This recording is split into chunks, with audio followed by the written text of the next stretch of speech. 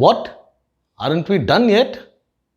இப்போ தான் நாங்கள் ஒரு 3 வேர்ட்ஸ் அவாய்ட் பண்ண சொல்லி ஒரு பெரிய கிளாஸே எடுத்தீங்க, திருப்பியுமா அப்படின்னு நீங்கள் கேட்குறது என் காதில் விழுது. Yes, I have come back this time with another set of words that we could avoid while talking in English. If you have not yet watched my previous video on words that you could avoid while talking in English, you can click on the link that I have provided in the description below and watch it. Okay, I know you must be eager to know what words we are going to look at in this video. You do one thing, just keep watching this video if you can able to till the end. Why? Because only then you will know. Were you able to figure out the words? Alright, come let's check them out together. Vaanga.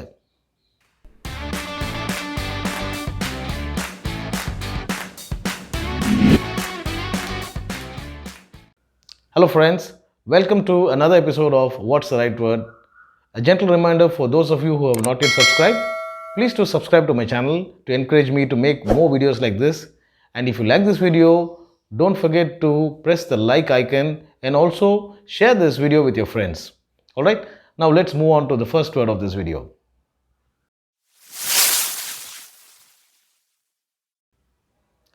ஒரு வேலை பண்ணு or ஒரு வேலை பண்றியா is an expression that we usually use as a prefix before we ask someone to do something. For example, ஒரு வேலை பண்ணு, நாளையிலேருந்து தினைக்கும் ஒரு இங்கிலீஷ் வார்த்தை கற்றுக்கோ. If we were to translate this sentence into English, it would be, do one thing, from tomorrow start learning an English word every day. This expression is used all over India, I guess. For example, in Hindi they would say, ek kaam karo before a sentence. And I'm sure that every Indian language has an equivalent expression that they use. In my perspective, I feel that we as Indians use this do one thing because we are not used to giving blunt orders or placing a direct request.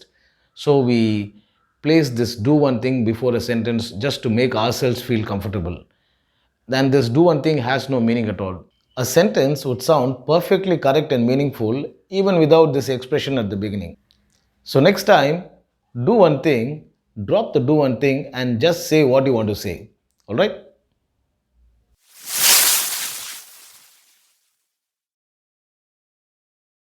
The first example is a request. Do one thing, get some fish from the market on your way back. The right way of saying this is, can you get some fish from the market on your way back? The second example is an order. Do one thing, ask Laila to get the files to my desk immediately. The right way of saying this would be, ask Laila to get the files to my desk immediately.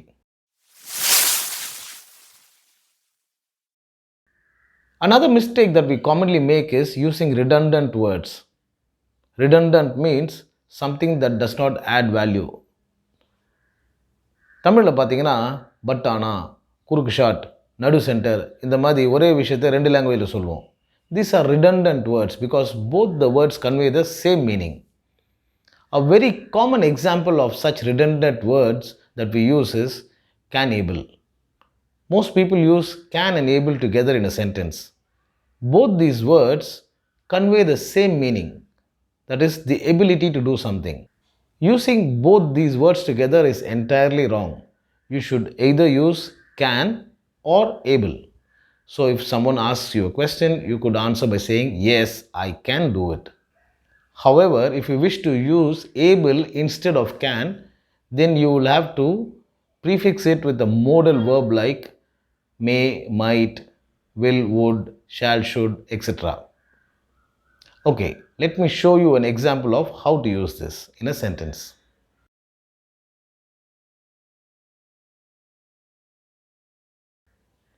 If someone were to ask you a question, can you teach English? The answer would be, I can teach English or I cannot teach English. However, if you wanted to use able instead of can, the answer could be, I will be able to teach English, if you were pretty sure about it. I should be able to teach you English, if you were sure but you still wanted to look up your calendar. I might be able to teach you English, if you're not sure. Alright, I don't want to confuse you any further, but the bottom line is, do not use can and able together in a sentence.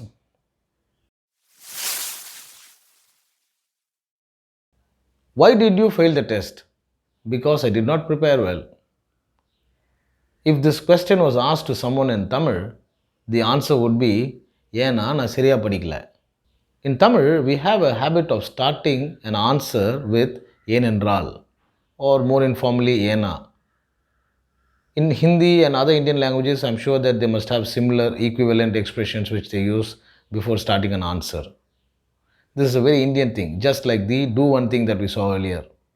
So, what happens is when we communicate in English, we tend to use this why because, especially in written communication. This why is totally unnecessary there. So, you can drop the why and just use the because, only if it's necessary, of course.